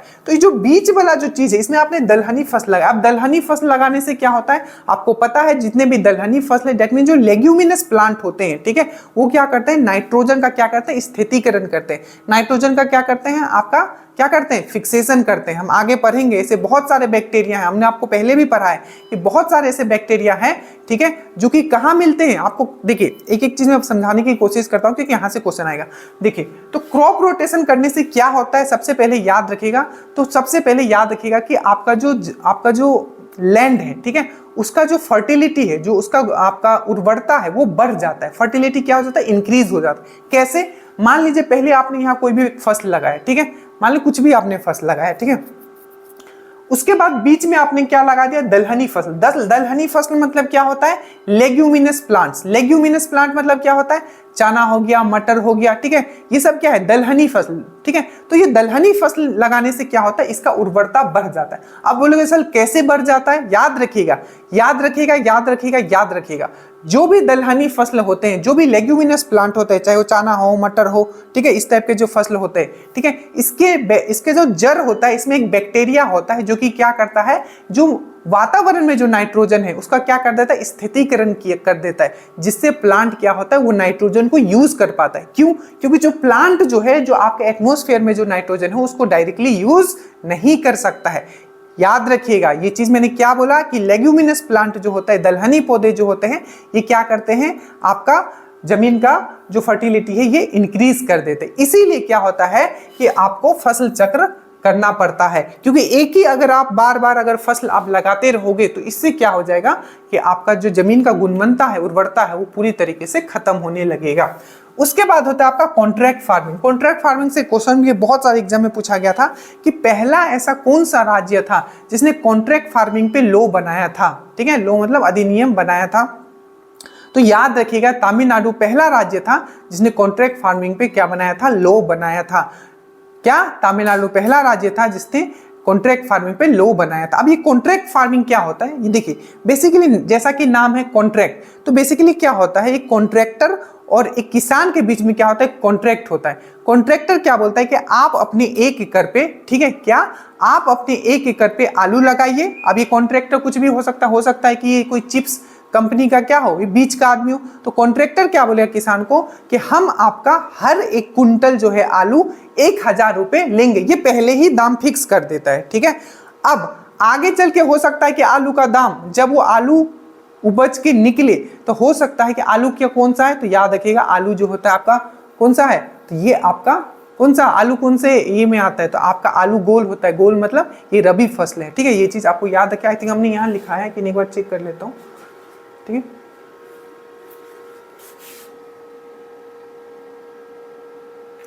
सरसों चना आलू, ठीक है, चलो हमने लिख दिया है, ठीक है, क्योंकि ये क्वेश्चन पूछा गया था, ठीक। तो याद रखिएगा क्या होता है कॉन्ट्रैक्ट फार्मर, कॉन्ट्रैक्टर और किसान के बीच में क्या होता है, एक एग्रीमेंट साइन होता है, जिसमें होता है कि ठीक है, ये पहले ही प्राइस फिक्स कर दिया जाता है कि ठीक है, हम जो है आपका आलू जो है क्या 1 कुंटल जो है 1000 रुपये लेंगे, मतलब 1 कुंटल जो है हम लोग कितना 1000 रुपया में लेंगे, और उसको 1 एकड़ जमीन पे बोलता है कि आप ये लगाइए, ठीक है। ये एग्रीमेंट साइन हो गया। अब आगे क्या हो सकता है कि हो सकता है कि जब फसल हो जाए तो उस समय ऐसा स्थिति हो कि आलू का दाम बढ़ गया है, तभी भी उसको 1000 रुपये ही बेचना पड़ेगा उसको पर कुंटल, और मान लीजिए कि आलू का दाम उस समय घट गया है, तभी भी उसको वो 1000 रुपये ही बेचेगा। तो ये होता है कॉन्ट्रैक्ट फार्मिंग। और कॉन्ट्रैक्ट फार्मिंग के ऊपर सबसे पहला जो लॉ किस स्टेट के द्वारा लाया गया था, तो आपको याद रखना है, ये बहुत इंपॉर्टेंट क्वेश्चन है। तो ये है आपका, ये जो है आपका अनुबंधन खेती, ये है आपका तमिलनाडु। अच्छे से याद रखिएगा, ये क्वेश्चन बहुत बार पूछा जा चुका है। उसके बाद हम लोग बात करते हैं कि ऑर्गेनिक फार्मिंग, कार्बनिक कृषि क्या होता है। तो कार्बनिक कृषि मतलब ऐसा कृषि, ठीक है, जिसमें आप कुछ भी केमिकल यूज नहीं करोगे, ना ही किसी तरीके का पेस्टिसाइड्स यूज करोगे जो केमिकल हो, और ना ही किसी का फर्टिलाइजर, ना ही ऐसा कोई खाद यूज करोगे कि जिसमें आपका केमिकल हो। मतलब जो आपका ऑर्गेनिक फार्मिंग जो होता है, ठीक है, कार्बनिक फार्मिंग जो होता है आपका क्या होता है, पूरी तरीके से क्या होता है, ये नेचुरल होता है। क्या होता है, नेचुरल होता है। अगर हम लोग फर्टिलाइजर यूज करेंगे तो फर्टिलाइजर भी कौन सा यूज करेंगे, जो नेचुरल तरीके से बनाया हो, जैसे कि हम लोग खाद बनाते हैं केचुआ को लेके। इसीलिए क्वेश्चन में पूछा जाता है कि फार्मर जो होते हैं, किसान का दोस्त किसको कहा जाता है, तो केचुआ को कहा जाता है। और केचुआ किस फाइलम में आता है, तो एनेलिडा फाइलम में आता है। हमेशा कहता हूं ज्योग्राफी और जो साइंस है ये पूरी तरीके से कनेक्टेड है, ठीक है। तो इस दोनों को आपको साथ में पढ़ना है। हिस्ट्री और जो आपका पॉलिटी है वो पूरी तरीके से कनेक्टेड है, तो हिस्ट्री और पॉलिटी को एक साथ आपको दिमाग में रखना है, ठीक है। ये चीज आपको समझ में आया, तो याद रखिएगा क्या होता है, ये होता है आपका ऑर्गेनिक फार्मिंग। क्वेश्चन पूछा जाता है कि भारत का पहला ऐसा कौन सा देश है, ठीक है, भारत का ऐसा पहला कौन सा देश है जो कि आपका क्या है, ऑर्गेनिक फार्मिंग का दर्जा जिसको मिला है। तो याद रखिएगा भारत का पहला ऐसा राज्य जिसको ऑर्गेनिक फार्मिंग का दर्जा मिला है वो है आपका सिक्किम। सिक्किम का कैपिटल क्या है, आपका गैंगटॉक, याद रखिएगा, ठीक है, याद रखिएगा। तो सिक्किम क्या है, पहला कार्बनिक फार्मिंग वाला स्टेट है। उसके बाद आता है आपका स्लैश एंड बर्न, जिसको हम लोग जूम कल्टीवेशन भी बोलते हैं। इस पे ये एक स्पेशल टॉपिक है, जैसे कि ना इसका ना हर जगह नाम अलग अलग है, तो वो एक स्पेशल टॉपिक है जो मैं ट्रिक से आपको याद करवा दूंगा, ठीक है। कि अंडमान एंड निकोबार में इसको क्या बोला जाता है, तो द्वीप बोला जाता है, मतलब अलग अलग है, तो उस पर हम बाद में बात करेंगे। अभी हम लोग बात करते हैं कि zoom slash and burn farming, या इसी को हम लोग बोलते हैं शिफ्टिंग फार्मिंग। तो देखिए यहाँ क्या नाम है, जूम कृषि या स्लैश एंड बर्न फार्मिंग। देखिए ये जो फार्मिंग होता है बेसिकली क्या होता है, आपका पहाड़ों वाले इलाकों में होता है। इसमें लोग क्या करते हैं, ठीक है, इसका अगर मैं आपको, इसमें लोग क्या करते हैं कि पहाड़ का एक एरिया को जलाते हैं, ठीक है, जहां पेड़ पौधे होते हैं, और फिर क्या करते हैं वहां खेती करते हैं, जैसे कि आप ये देख पा रहे हो, ठीक है। ये क्या है कि एक एरिया को, इतना एरिया को इन्होंने जलाया, पहाड़ के ऊपर जलाया, ठीक है, और जो जला हुआ होता है वो राख क्या है, ऐसे क्या काम करेगा, खाद का काम करेगा। यहाँ वो खेती करेंगे, ठीक है, यहाँ वो खेती करेंगे, और कुछ साल यहाँ खेती करने के बाद फिर इस एरिया को छोड़ देते हैं, और फिर यहाँ क्या होता है आपका वो जंगल को पनपने देते हैं, और फिर क्या करते हैं एक से दूसरे जगह जाते हैं और फिर से यही चीज वो करते हैं। तो जूम कल्टीवेशन जो है बेसिकली पहाड़ी क्षेत्रों में किया जाता है। इस जूम कल्टीवेशन को हम लोग क्या बोलते हैं, शिफ्टिंग कल्टीवेशन, एक जगह से दूसरे जगह जाता है, और इसी को हम लोग इंग्लिश में स्लैश एंड बर्न भी बोलते हैं, क्योंकि यहाँ बर्न किया जाता है, चीजों को आपको जलाया जाता है। तो जूम जो फार्मिंग है ये कहाँ किया जाता है, तो पहाड़ी वाले क्षेत्रों में। और इसमें क्या होता है, तो क्या होता है मैंने आपको समझा दिया, तब जब ऑप्शन में आए तो याद रखिएगा। एक होता है आपका सीढ़ी नुमा, ठीक है, फार्मिंग, सीढ़ी नुमा आपका खेती, या जिसको हम लोग बोलते हैं टेरेस फार्मिंग। तो सीढ़ी नुमा फार्मिंग और टेरेस फार्मिंग यहाँ आगे दिखेगा आपको, उसको वो क्या होता है, तो उसमें क्या होता है मृदा का अपरदन रोकने के लिए, दैट मीन्स मृदा का अपरदन मतलब सॉइल इरोजन को रोकने के लिए क्या होता है, पहाड़ी इलाकों में क्या होता है एक सीरीज है, इसको मैंने पर्सनली देखा भी है, बड़ा सुंदर दिखता है ये, ठीक है। तो ये आपका क्या होता है, ये पहाड़ है, तो पहाड़ का पर सीधा अगर लगा दोगे खेती कर दोगे तो क्या हो जाएगा, मिट्टी क्या है आपका नीचे आप जब उसको कोरोगे, ठीक है, तो मिट्टी क्या हो जाएगा, नीचे की तरफ बह के निकल जाएगा, ठीक है। और पानी भी क्या है कि अगर पानी बारिश होता है तो एकदम तुरंत निकल जाएगा। तो इससे दो लॉस होता है, एक तो पानी को रोक नहीं पाते, दूसरा क्या होता है, मिट्टी का भी अपर्दन, मतलब आपका सॉइल इरोजन, मिट्टी का भी अपर्दन होता है। तो इस तरीके से क्या होता है, सीढ़ी बनाया जाता है जिससे मिट्टी का अपर्दन भी रुकता है और वो पानी भी रोक पाते। तो जूम कल्टीवेशन और जो आपका, ठीक है, ये सीढ़ी नुमा आपका जो खेती है, जो ये आपका टेरेस जो आपका फार्मिंग है, बेसिकली ये आपका कहाँ किया जाता है, तो ये पहाड़ी वाले इलाकों में आपका किया जाता है, ठीक है। तो ये हो गया आपका जूम और ये हो गया आपका टेरेस फार्मिंग, समझ के रखिएगा, मैं बार बार बोल रहा हूँ, ठीक है। उसके बाद है आपका इंटेंसिव फार्मिंग, ये भी क्वेश्चन पूछा गया है, गहन खेती। अब गहन खेती क्या है, देखिए भारत का जो कृषि है इसमें 2-3-4 प्रॉब्लम है जो आपको याद रखना है। सबसे बड़ा जो प्रॉब्लम है, जो भारत का जो कृषि है, जिसको जुआ का एक संज्ञा भी दिया गया है, क्यों, क्योंकि वो मानसून पे डिपेंड है। अभी भी मैक्सिमम जो एग्रीकल्चर है भारत में वो मानसून पे डिपेंड। दूसरा जो सबसे बड़ा एक कारण है कि अभी भी जितने किसान हैं, क्योंकि पॉपुलेशन जो घनत्व है भारत का वो काफी ज्यादा है ओवरऑल अगर आप देखोगे तो, ठीक है। तो कोई जितने भी किसान हैं उनके पास जो जमीन है वो 1 एकड़ से भी कम है मैक्सिमम आपके किसान के पास। तो क्या होता है कि जब जमीन कम है तो क्या होगा, एक्सटेंसिव इंटेंसिव फार्मिंग होता है। इंटेंसिव फार्मिंग मतलब क्या होता है, गहन खेती मतलब क्या होता है, छोटे से भूमि में क्या होता है कि आपका ज्यादा लेबर लगाया जाता है, ज्यादा पेस्टिसाइड यूज किया जाता है और ज्यादा, ठीक है, आपका फर्टिलाइजर यूज किया जाता है और मैक्सिमम आउटपुट लिया जाता है। मतलब कम एरिया से मैक्सिमम जब हम लोग आउटपुट लेते हैं तो उसको हम लोग क्या बोलते हैं, इंटेंसिव फार्मिंग। उसको क्या बोलते हैं, इंटेंसिव फार्मिंग। और यहाँ लिखा भी हुआ है गहन खेती, मतलब छोटे से एरिया से मैक्सिमम आउटपुट लेना, इसको गहन बोलते हैं, ठीक है। और ये क्यों किया जाता है ये भी मैंने आपको समझाया। इसका जस्ट उल्टा होता है आपका extensive farming, EX। Extensive farming में क्या होगा, बड़े एरिया में, ठीक है, बड़े एरिया है, ठीक है, लैंड तो बड़ा है बट उसमें ना ज्यादा लेबर लगाया जा रहा है, ठीक है, और ना ही ज्यादा उसमें फर्टिलाइजर ये सब का यूज करके उसमें मैक्सिमम आउटपुट लिया जा रहा है। तो मतलब इसमें जो है आपका गहन खेती में, इंटेंसिव फार्मिंग में क्या होता है, छोटे से लैंड में हम लोग मैक्सिमम आउटपुट लेते हैं, और जो आपका एक्सटेंसिव फार्मिंग होता है जस्ट इसका उल्टा होता है। इसमें लैंड तो बड़ा होता है, ठीक है, और उसमें लोग क्या होता है बहुत ही कम लगाते हैं, ठीक है, बट आउटपुट उस लेवल पे नहीं आता है, ठीक है। ये चीज आपको समझ, तो मेनली आपको इंटेंसिव फार्मिंग याद रखना। इंटेंसिव फार्मिंग का जस्ट उल्टा होता है आपका एक्सटेंसिव फार्मिंग, ठीक है। तो गहन खेती आप पक्का याद रखिएगा। उसके बाद है आपका सब्सिस्टेंस फार्मिंग। अब ये जो सब्सिस्टेंस फार्मिंग है ये क्या है, देखिए जिसको हिंदी देखोगे तो निर्वाह नाम से आपको समझ में आ रहा होगा। तो जो सब्सिस्टेंस फार्मिंग है, ठीक है, इसमें क्या होता है,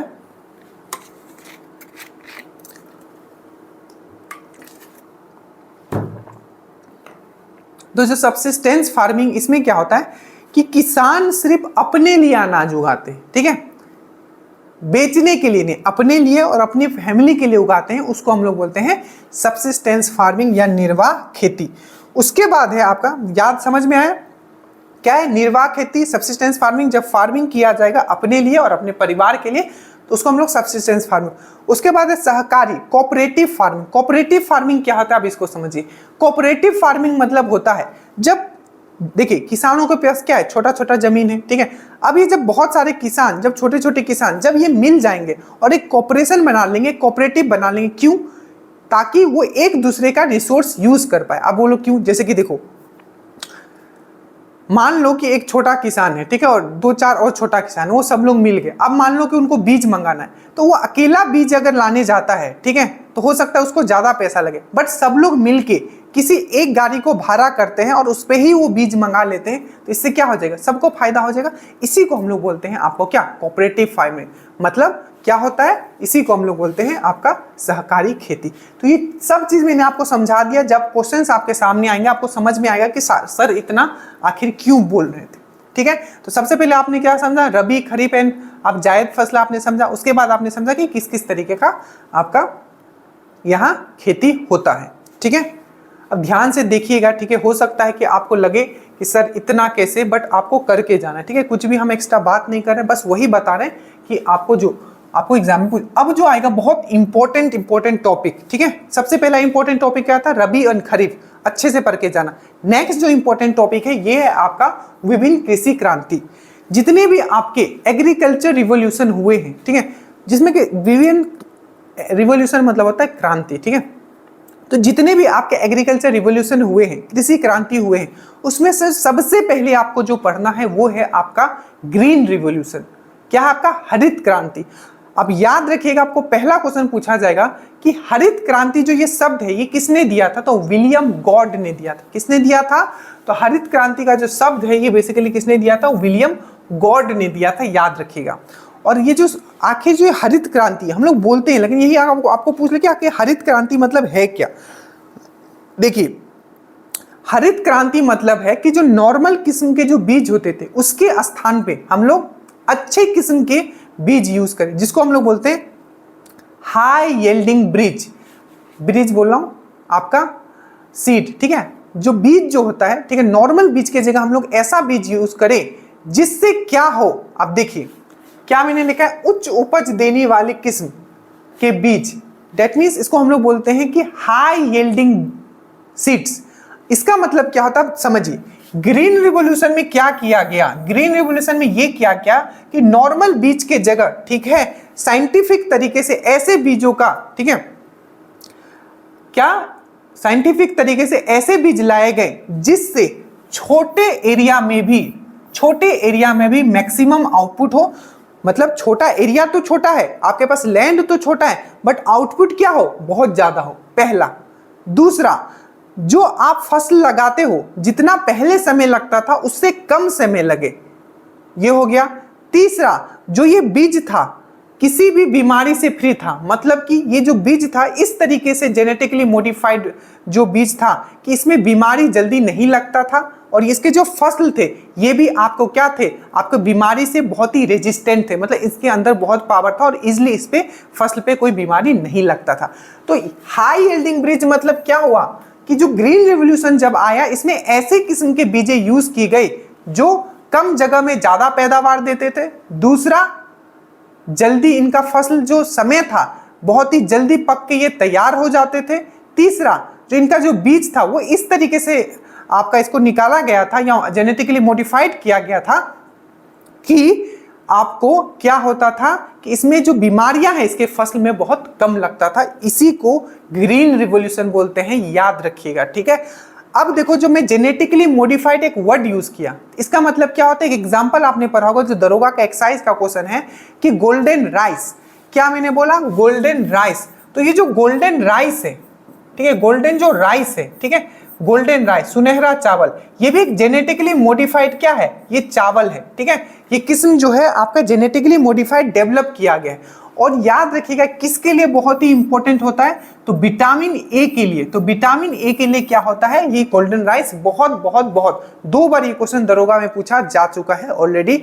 आपका सुनहरा चावल ये जेनेटिकली मॉडिफाइड राइस है, ठीक है, और ये विटामिन ए के लिए बहुत ही रिच होता है, इसके अंदर बहुत ही विटामिन होता है। अब हमने बात किया, सबसे पहले हमने बात किया ग्रीन रिवॉल्यूशन। ग्रीन रिवॉल्यूशन शब्द किसने दिया? विलियम गॉड ने दिया। ग्रीन रिवॉल्यूशन मतलब क्या है? तो हाई यील्डिंग, ठीक है, वेराइटी ऑफ सीड्स यूज करना, मतलब उच्च किस्म के हमें क्या है? बीज यूज करना है, जिससे हमारा प्रोडक्शन क्या हो जाए? छोटे से लैंड में मैक्सिमम हो जाए, ठीक है। उसके बाद जो पूरा वर्ल्ड है, ठीक है, इसमें फादर ऑफ ग्रीन रिवॉल्यूशन मतलब हरित क्रांति के जनक किसको बोला जाता है? तो आपको याद रखना है आपको क्या? Norman Borlaug. क्या याद रखना है आपको? Norman Borlaug. तो नॉर्मन बोरलॉग को पूरे विश्व का क्या बोला जाता है? आपको फादर ऑफ ग्रीन रिवॉल्यूशन, हरित क्रांति के आपको जनक बोला जाता है। बट इसी में अगर पूछे कि भारत में, ठीक है, हरित क्रांति के जनक फादर ऑफ ग्रीन रिवॉल्यूशन किसको बोला जाता है? तो आपको याद रखना है एमएस स्वामीनाथन को बोला जाता है, याद रखिएगा।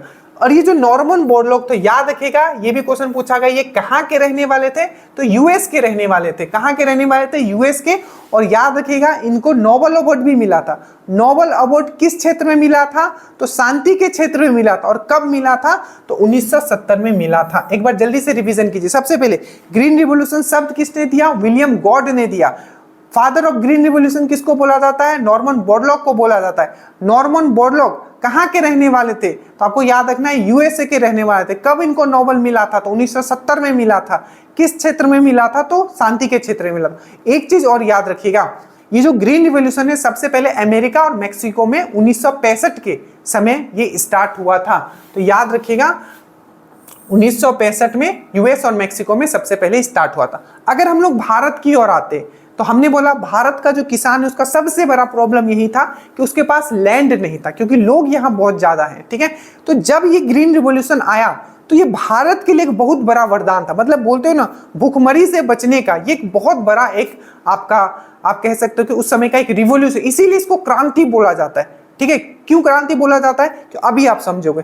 जब भारत में जब ग्रीन रिवॉल्यूशन आया, ठीक है, तो पहला पॉइंट आपको ये याद रखना कि father of green revolution in Bharat में हरित क्रांति का जनक किनको बोला जाता है, तो एमएस स्वामीनाथन को, पहला पॉइंट।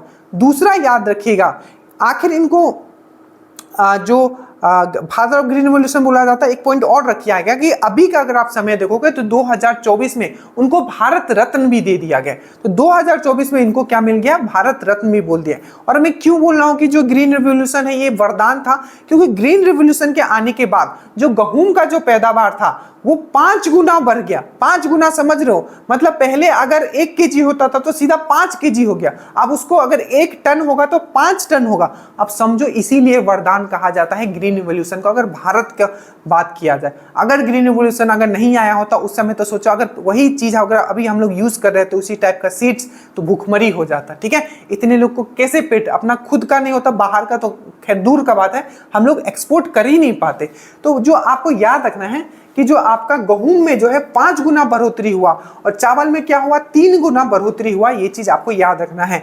गेहूं क्या है, रबी फसल है, चावल क्या है, गेहूं फसल है, ठीक है, याद रखिएगा। बट याद रखिएगा एक क्वेश्चन पूछा जाता है कि जो हमारे भारत का मुख्य फसल क्या है, तो याद रखिएगा वो गेहूं नहीं है, वो चावल है। हमारे भारत का मुख्य फसल क्या है, तो गेहूं नहीं है, चावल है, याद रखिएगा। और एमएस स्वामीनाथन आपको पता है father of green revolution in India है, भारत रत्न इनको 2024 में मिला है। और अगर एक क्वेश्चन पूछ लिया जाए कि किस पंचवर्षीय योजना में आपका जो क्या है आपका ग्रीन रिवॉल्यूशन आया था, तो आपको याद रखना है किस पंचवर्षीय योजना में आपका ग्रीन रिवॉल्यूशन आया था। तो आपको याद रखना है आपका तीसरा जो पंचवर्षीय योजना था, आपको पता है ये मोस्ट अनसक्सेसफुल बोला। एक और क्वेश्चन छपता है इसे कि कौन सा ऐसा पंचवर्षीय योजना था जो सबसे अनसक्सेसफुल था, वो यही था। क्यों, क्योंकि आपको पता है इसमें आपका सूखा भी आ गया था, इसी समय आपका चाइना से वार भी हो गया था, तो ये सब कंडीशन थे। तो ये दोनों पॉइंट याद रखिएगा कि जो थर्ड आपका तीसरा नंबर का जो पंचवर्षीय योजना था वो उसमें क्या था 1966 से आपका इस समय, ठीक है, इसी ये दौरान 1966 से 67 जो थर्ड 5 ईयर प्लान के अंदर आता है, ठीक है। तो इसी समय क्या हुआ था आपका, क्या हुआ था ग्रीन रिवॉल्यूशन। अब याद करो तो तीनों का डेट क्या था, पहला कब हुआ था पंचवर्षीय योजना 1951 से 56, दूसरा कब हुआ था 1956 से 61, ठीक है, और तीसरा कब हुआ था 1961 से 66। तो यही एकदम दिमाग में कनेक्ट करने की कोशिश करना है, ठीक है, ये चीज। एक और पॉइंट याद रखिएगा कि ऑपरेशन फ्लड, आपको पूछा जा सकता है कि ऑपरेशन फ्लड जो है, ठीक है, ये किससे रिलेटेड है, तो आपको याद रखना ऑपरेशन फ्लड जो है किससे रिलेटेड है, तो मिल्क से रिलेटेड है। और भारत में, ठीक है, भारत में जो आपका श्वेत क्रांति थी, आपको ये भी 2 चीज पूछा जा सकता है, ऑपरेशन फ्लड किससे रिलेटेड है, तो मिल्क से, मिल्क में और बढ़ोतरी के लिए। दूसरा श्वेत क्रांति के भारत में जनक किनको बोला जाता है, जैसे आपका ग्रीन जो हरित क्रांति का जनक एमएस स्वामीनाथन को बोला जाता है, उसी प्रकार से आपका पूछे श्वेत क्रांति का जनक किनको बोला जाता है, तो वर्गीस कुरियन को बोला जाता है। किसको, वर्गीस कुरियन को बोला जाता है, ठीक है, यहाँ लिखा नहीं है। भारत में श्वेत क्रांति का जनक वर्गीस कुरियन को बोला जाता है, इसीलिए इनके जन्मदिन जो होता है 26 नवंबर को हम लोग नेशनल राष्ट्रीय मिल्क डे बनाते हैं। तो याद रखिएगा ऑपरेशन फ्लड और श्वेत क्रांति किससे रिलेटेड है, तो दूध से रिलेटेड है। और याद रखिएगा जो श्वेत क्रांति का भारत में जनक किनको बोला जाता है, तो वर्गीस कुरियन को बोला जाता है। और 26 नवंबर को हम लोग क्या मनाते हैं, राष्ट्रीय मिल्क दिवस हम लोग मनाते हैं। मिल्क का जो आपको याद रखिएगा, ये क्वेश्चन पूछा गया, मैं बता देता हूँ। मिल्क का जो आपका प्योर है कि नहीं, इसको नापने के लिए हम लोग क्या यूज करते हैं, लैक्टोमीटर, ये सबको पता होगा, ठीक है। क्वेश्चन ये पूछा गया था ये आपका एक्सरसाइज में कि जो लैक्टोमीटर है किस सिद्धांत पे काम करता है, तो ये आर्किमिडीज प्रिंसिपल के सिद्धांत पे काम करता है, आपको अच्छे से याद रखना है। और याद रखना इसमें कौन सा प्रोटीन होता है मिल्क में, तो कैसीन प्रोटीन होता है, ये चीज भी आपको याद रखना है। अब कुछ इंपॉर्टेंट क्रांति जो आपको याद रखना है, जल्दी से इसको हम लोग कंप्लीट करेंगे। सबसे पहला हरित क्रांति। हरित क्रांति क्या था, तो खाद्यान्न को बढ़ाने के लिए मेजर जो क्रॉप है, मेजर क्रॉप जो है आपका वर्ल्ड का, जैसे कि राइस और आपका व्हीट, तो मेन खाद्यान्न को बढ़ाने के लिए आपका क्या था, हरित क्रांति। श्वेत क्रांति किससे रिलेटेड है, तो दूध उत्पादन से।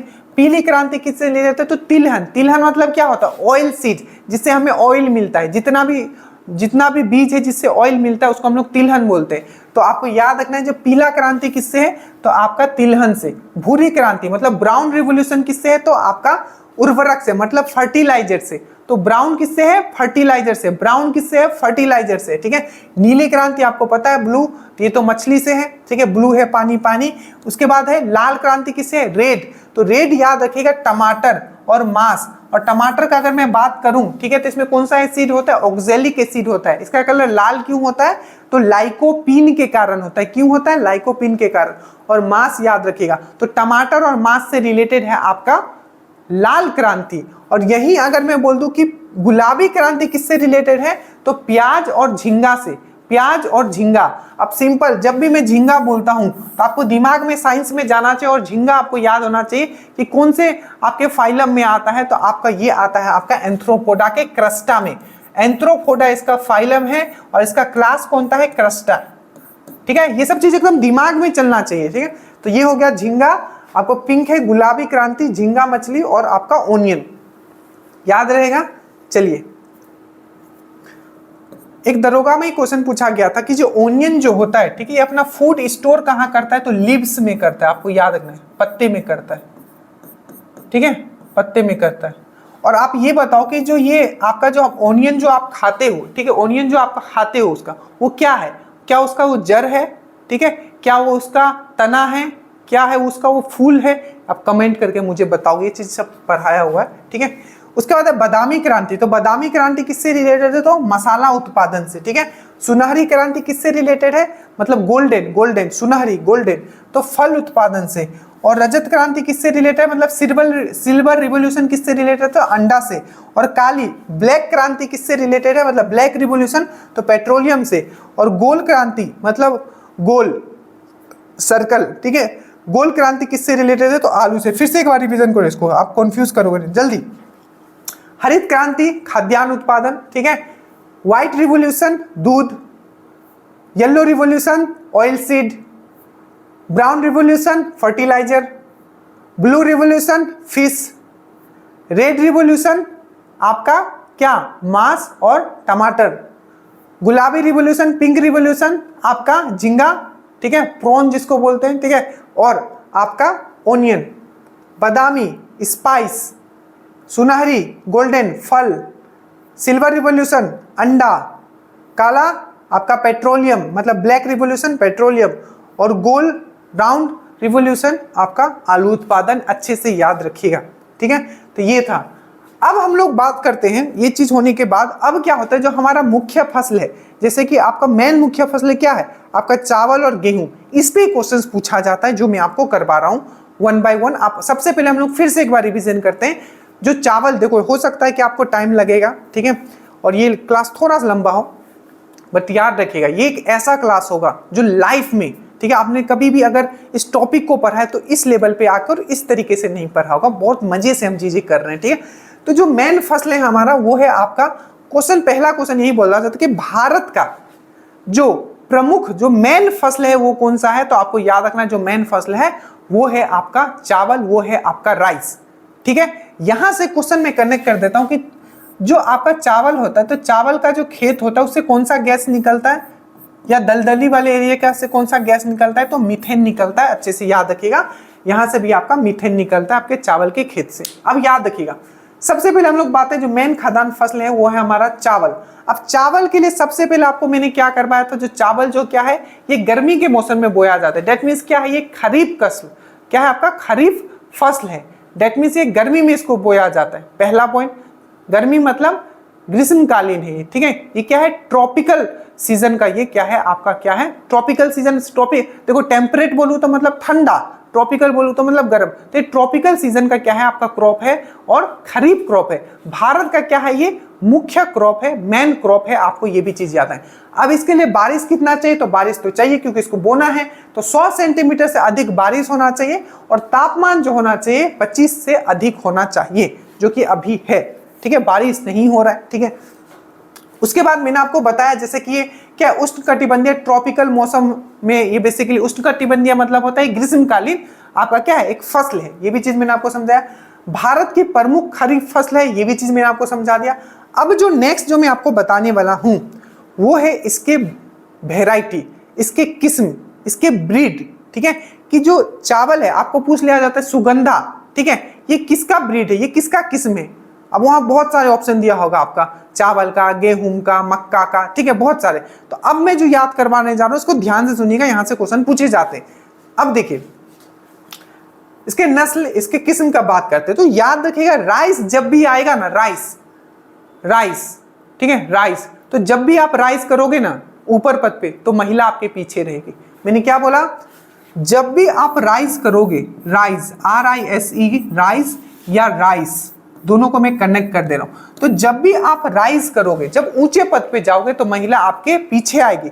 जब भी आप ऊंचे पद पे, जब भी आप राइस करोगे महिला आपके पीछे आएगी। बस याद करवाने के लिए बोल रहा हूं, ठीक है। तो जब भी आप राइस करोगे तो राइस मतलब धान हुआ ना, धान चावल ही हुआ ना राइस, ठीक है। तो जब भी आप राइस करोगे, ठीक है, तो क्या महिला आपका पीछे आएगी। और यहां है चावल, चावल किससे निकलता है, धान से। जब भी आपके पास धन आएगा महिला आपके पीछे पड़ेगी। तो जो भी महिला रिलेटेड जो नाम होगा वो आपका क्या होगा, आपका धान से होगा। जैसे कि देखो जया, पद्मा, पुष्पा, पूसा है, पुष्पा नहीं, ठीक है, जया, पद्मा, पूसा, सुगंधा, जमुना, ठीक है। तो यहां तक जितना भी आ गया, जया हो गया, पद्मा हो गया, पूसा हो गया, क्या बोला, जया हो गया, पद्मा हो गया, पूसा हो गया, सुगंधा हो गया, उसके बाद आपका जमुना हो गया। अब देखो, अब जो गोपियों के संग कौन रहते थे, गोपियों के संग रहते थे कृष्णा। तो याद रखिएगा कृष्णा जो रहते थे गोपियों के संग रहते थे। तो सिंपल बात है ये कहाँ आएगा, तो कृष्णा भी अगर लिखा हो तो चावल का ही आपका क्या है, किस्म है, याद रखिए, क्योंकि कृष्णा हमेशा गोपियों के साथ रहते थे, ठीक है। उसके बाद आपको याद रखना है ओस, और इसके बाद रखना है बो। देखो ये जो है ना बोरो, ये बोरो जो है आपका, ये भी क्या है आपका, क्या है आपका धान का प्रजा। आप कैसे देखो, जब भी आपके पास पैसा आ जाएगा ना तो जितने भी लोग हैं आपको बोलेंगे ए ब्रो, अरे इंग्लिश में बोलते हैं ना भाई को इंग्लिश में क्या बोलते हैं, ब्रो। तो जैसे ही आपके पास पैसा आएगा सब लोग आपको ब्रो बनाने लगेंगे, भाई बनाने लगेंगे। तो जैसे ही आपके पास पैसा आएगा सब आपको भाई बनाने लगेंगे, ब्रो बनाने लगेंगे। ये चीज आपका याद रखना है, ठीक है। और एक है आपका IR, तो IR में आपका R आ रहा है, तो R मतलब राइस। फिर से बोलो, मैंने क्या बोला, इसका किस्म की क्या क्या है, जया मैंने बोला, पुष्पा मैंने बोला, पुष्पा बार रहा हूं, पूसा हो गया, ठीक है, सुगंधा हो गया, जमुना हो गया, कृष्णा हो गया, IR हो गया, ठीक है। और मैंने क्या बोला, सब लोग ब्रो बोलेंगे, आपको भाई बनाएंगे, तो बोरो हो गया और ओस हो गया, ठीक है। तो ये सब चीज आपको याद रखना है। अब एक क्वेश्चन आपको पूछा जा सकता है कि भारत में, ठीक है, कौन सा ऐसा स्टेट है जो सबसे ज्यादा, ठीक है, राइस प्रोडक्शन करता है। तो आपको याद रखना है वेस्ट बंगाल। सबसे ज्यादा राइस प्रोडक्शन कौन करता है, तो वेस्ट बंगाल। बट अगर आपको यही पूछा जाए कि सबसे ज्यादा एरिया में कहां लगा, मतलब उसका सबसे ज्यादा प्रोडक्शन तो वेस्ट बंगाल में होता है, पर कौन सा ऐसा स्टेट है जहां सबसे ज्यादा राइस लगता है, तो आपको याद रखना है यूपी। तो यूपी में सबसे ज्यादा लगाया जाता है, बट सबसे ज्यादा प्रोडक्शन जो किया जाता है वो वेस्ट बंगाल के द्वारा किया जाता है। इसी प्रकार से वेस्ट बंगाल में जो जूट का जो प्रोडक्शन है वो भी जो है आपका वेस्ट बंगाल जो है सबसे ज्यादा करती है जूट का प्रोडक्शन। वही आपका बिहार में देखा जाए तो बिहार में भी होता है जूट, जो कि पूर्णिया जो है सबसे ज्यादा जूट प्रोडक्शन करती है। और जूट को ही हम लोग क्या बोलते हैं, गोल्डन फाइबर, ठीक है, सुनहरा रेशा किसको बोलते हैं, गोल्डन फाइबर। तो हम लोग बोलते हैं आपको जूट को, ठीक है, ये चीज याद रहेगा। अब याद रखिएगा, क्वेश्चन पूछा जाता है कि जो चावल का जो कटोरा है किस राज्य को बोला जाता है। तो अगर वहां राज्य दिया हुआ है तो चावल का कटोरा जो बोला जाता है आपको छत्तीसगढ़ को बोला जाता है। बट अगर वहां राज्य नहीं दिया हो और लिखा हो कृष्णा गोदावरी डेल्टा, तो वो दोनों आपका सही होगा। तो आपको पूछा जाएगा कि चावल का कटोरा, ठीक है, तो आपको याद रखना है ये है आपका कृष्णा गोदावरी डेल्टा जो है, कृष्णा गोदावरी। कृष्णा आपको पता है कहां से निकलती है, तो ये महाबलेश्वर महाराष्ट्र से निकलती है। और गोदावरी कहां से निकलती है, तो ये भी महाराष्ट्र से निकलती है, त्रिंबकेश्वर से। और ये दोनों, ठीक है, अगर मैं इस तरीके से यहाँ से ड्रॉ करता हूँ, इस तरीके से यहाँ महाराष्ट्र, ये दोनों ऐसे निकलती है और ये आपका कहाँ, आपका ये बे ऑफ बंगाल में गिर जाते हैं। तो ये वाला जो ये डेल्टा बनाती है इस एरिया में क्या होता है आपका, क्या होता है, आपका मैक्सिमम क्या होता है, इसको बोला जाता है कि ये वाला जो एरिया है वो क्या है, धान का कटोरा है, ठीक है। या अगर स्टेट में अगर पूछा जाए तो छत्तीसगढ़ आपको याद रखना है, ठीक है। उसके बाद अगर वर्ल्ड लेवल पे बोले तो दक्षिण एशिया जो है, दक्षिण एशिया मतलब अगर मैं ये पूरा ग्लोब ड्रॉ करता हूं, ठीक है, इस तरीके से, तो ये वाला जो पार्ट है, ये दक्षिण एशिया वाला जो पार्ट है, ठीक है, दक्षिण एशिया को क्या बोला जाता है, आपका पूरे वर्ल्ड का, ठीक है, धान का कटोरा बोला जाता है। भारत में धान का कटोरा छत्तीसगढ़ या कृष्णा गोदावरी डेल्टा को बोला जाता है, वही पूरे वर्ल्ड में अगर देखा जाए तो ये आपको दक्षिण एशिया को, जिसमें थाईलैंड हो गया, वियतनाम हो गया, ये सबको बोला जाता है। ये चीज आपको याद रखना है, ठीक है। थोड़ा ध्यान दीजिएगा जो चीज मैं बोल रहा हूँ, ठीक है, ये सब पीडीएफ में इतना एक्सप्लेन नहीं किया रहता है, ठीक है। तो उसके बाद आपको एक क्वेश्चन पूछा जाता है जो बायो फर्टिलाइजर है, ठीक है, कि धान के खेत में बायो फर्टिलाइजर मतलब अगेन, ठीक है, ये नेचुरल फर्टिलाइजर्स होते हैं, ठीक है। तो जो बायो फर्टिलाइजर जो यूज होता है, जैविक जो आपका जो जैविक आपका उर्वरक जो यूज होता है, वो आपको इसको थोड़ा घुमा के भी पूछा जाता है। क्वेश्चन ये पूछा गया था कि जो आपका साइनोबैक्टीरिया है, ठीक है, साइनोबैक्टीरिया है, या इसको हम लोग बोलते हैं ब्लू ग्रीन एल्गी। एक्चुअली ये क्या है बैक्टीरिया, बट इसको हम लोग ब्लू ग्रीन एल्गी भी बोला जाता है। तो पूछा जाता है कि ब्लू ग्रीन एल्गी या इसी को जो हम लोग बोलते हैं साइनोबैक्टीरिया, जो एक जैव उर्वरक के रूप में भी काम करती है, ये किस फसल के लिए, तो आपको याद रखना है धान का। एकदम चुन चुन के ये सब पॉइंट्स लिखा गया है, ठीक है। दूसरा आपको एक पूछा जाता है कि एजोला क्या है, तो एक फर्न है। एजोला क्या एक फर्न है, मैंने आपको पढ़ाया था, अगर आपको याद हो, फिर से मैं बोलता हूँ, ये पूरा साइंस है, ठीक है, ज्योग्राफी टोटली साइंस है। तो जो एजोला है, ठीक है, एजोला मैंने आपको पढ़ाया था थैलोफाइटा, ब्रोयोफाइटा और टेरिडोफाइटा, याद करो, ठीक है। तो जो टेरिडोफाइटा में आता है आपका फर्न, ठीक है। तो जो एजोला जो क्या है, एक फर्न है, और ये भी आपका बायो फर्टिलाइजर्स के जैसे यूज होता है, जैव उर्वरक है। तो याद रखना है ब्लू ग्रीन एल्गी, जिसको हम लोग साइनोबैक्टीरिया बोलते हैं, ठीक है, और एजोला, ठीक है, जो एक फर्न है जो टेरिडोफाइटा में आता है। तो एजोला और ब्लू ग्रीन एल्गी जो है क्या है, एक जैव उर्वरक है, किसके लिए, तो आपको याद रखना है ये है आपका राइस के लिए, धान के लिए, याद रखिएगा, ठीक है। अब याद रखिएगा एक चीज, आप याद रखिएगा इसका साइंटिफिक नेम, ये सब मैंने आपको ट्रिक से भी याद करवाया है, साइंटिफिक नेम अगर आप जाके देखोगे, ठीक है। तो जिसका साइंटिफिक नेम होता है, वैज्ञानिक नाम क्या है, ओरिजा सेटिवा। अब मैंने कैसे याद करवाया था, धान चावल जो होता है ना, हम लोग जब पूजा करते हैं तो टीका लगाते हैं, तो साथ में क्या करते हैं, साट देते हैं, चावल को साटते हैं ना, तो यहाँ है सेटिवा।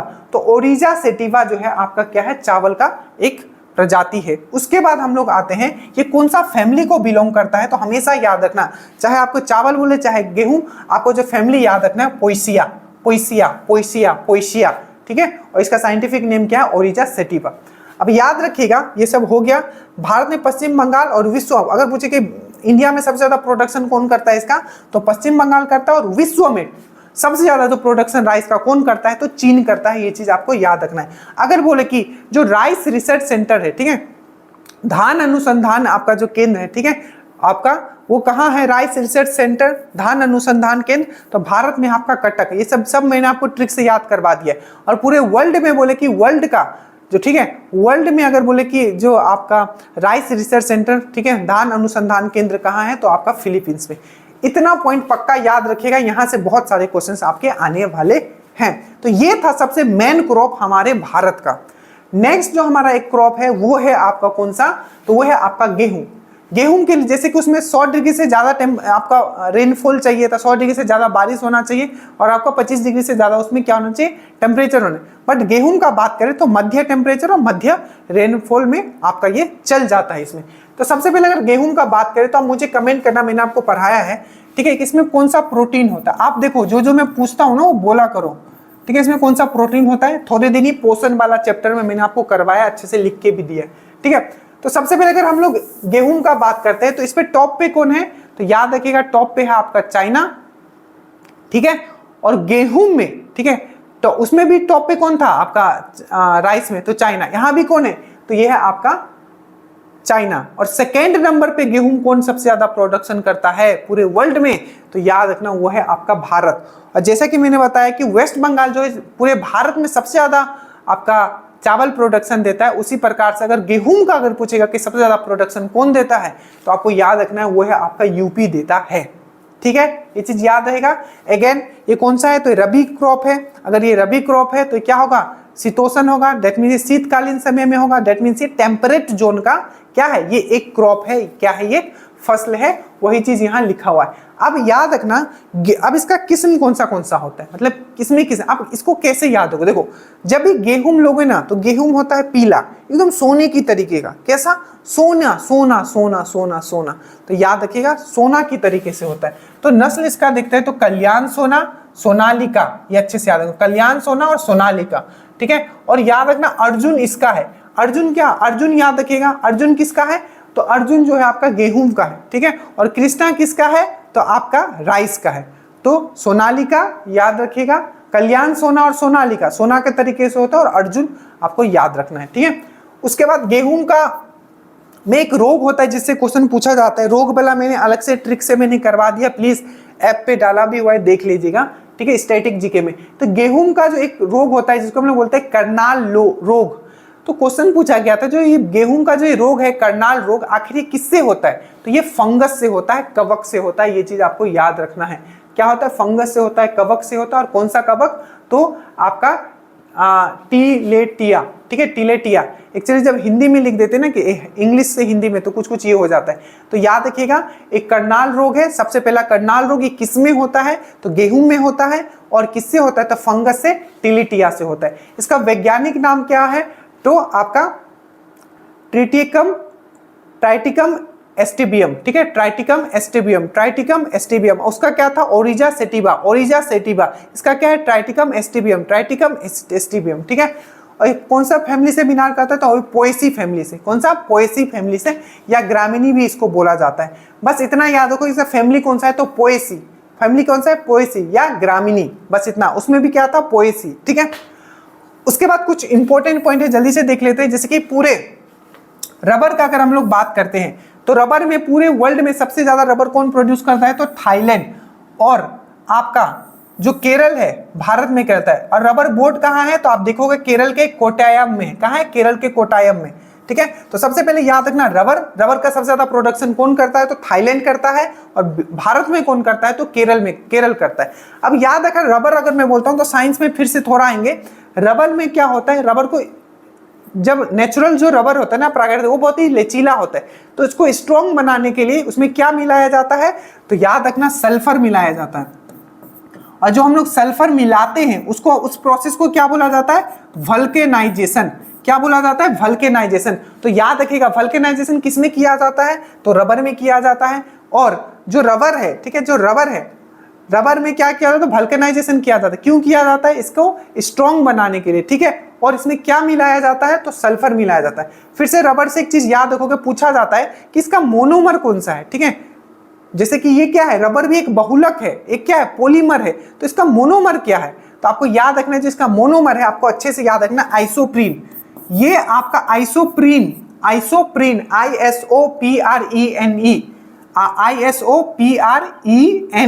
आइसोप्रीन। तो आइसोप्रीन क्या है, इसका आपका क्या है, नेचुरल मोनोमर है। और अगर मैं बोलूं कि आर्टिफिशियल मोनोमर क्या है, ये सब आपको पढ़ाया गया है, तो याद रखिएगा ब्यूटा एन, ब्यूटा एस, ये सब क्या है, अब ये सब क्या है, तो रबर का। यहां से बस इतना याद रखना कि इसका जो मोनोमर है वो आइसोप्रीन। उसके बाद हम लोग आते हैं शुगर केन। तो शुगर केन जो सबसे ज्यादा प्रोड्यूस करता है, आपको पता है, वो ब्राजील करता है। इसीलिए पूरे वर्ल्ड का शुगर बॉल, ठीक है, वो क्या था, राइस बॉल, मतलब चावल का कटोरा, ये क्या है, चीनी का कटोरा। तो पूरे वर्ल्ड का चीनी का कटोरा किसको बोला जाता है, तो ब्राजील को बोला जाता है, ठीक है। और भारत में चीनी का कटोरा किसको बोला जाता है, तो आपको यूपी को बोला जाता है। क्यों, क्योंकि शुगर केन से क्या बनता है, आपका चीनी बनता है। तो चीनी में भी सबसे ज्यादा प्रोडक्शन किसका है, यूपी का है। और शुगर केन में भी सबसे ज्यादा प्रोडक्शन किसका है, तो यूपी का है। टी, ये पूछा गया क्वेश्चन था, ठीक है, दरोगा का एक्सरसाइज में या किसी में आया था कि सबसे ज्यादा जो टी है, मतलब जो चाय है, ठीक है, ये कौन प्रोड्यूस करता है भारत में, तो आपको याद रखना है टी जो सबसे ज्यादा प्रोड्यूस करता है भारत में, वो असम करता है, पूरे वर्ल्ड में चाइना करता है। अब याद रखिएगा एक क्वेश्चन पूछा गया था, बहुत अच्छा क्वेश्चन था, दो क्वेश्चन इससे पूछा गया। पहला क्वेश्चन पूछा गया था कि जो बराक वैली है, बराक जो घाटी है, किस चीज के लिए फेमस है, तो याद रखिएगा टी के लिए। कौन सा घाटी, आपको लिखा हुआ मिलेगा बराक, ठीक है, बराक वैली, वैली मतलब होता है घाटी। तो बराक वैली, BARAK, ये असम में है, वहां लिखा हुआ नहीं था असम, ठीक है। तो ये बराक वैली किस लिए, यूपीपीसीएस को क्वेश्चन है, तो आपको याद रखना ये टी के लिए फेमस है। किसके लिए, टी के लिए। तो बराक वैली किसके लिए फेमस है, बराक घाटी, तो टी के लिए। दूसरा क्वेश्चन आपको यहां से पूछा जाएगा, टी से ही पूछा गया था कि क्वेश्चन कौन सा ऐसा क्रॉप है जिससे हमें मैक्सिमम फॉरेन करेंसी मिलता है। तो याद रखिएगा जो सबसे ज्यादा करेंसी भारत में आता है वो चाय बेच के ही आता है। तो मैक्सिमम जो आपका जो करेंसी आता है भारत में वो चाय के बेचने के बाद ही आता है। याद रखिएगा चाय का खेती के लिए कौन सा आपका मिट्टी चाहिए, तो आपको याद रखना है लेटराइट मिट्टी, लेटराइट मिट्टी जिसमें क्या होता है, लीचिंग होता है, इतना याद रखिएगा।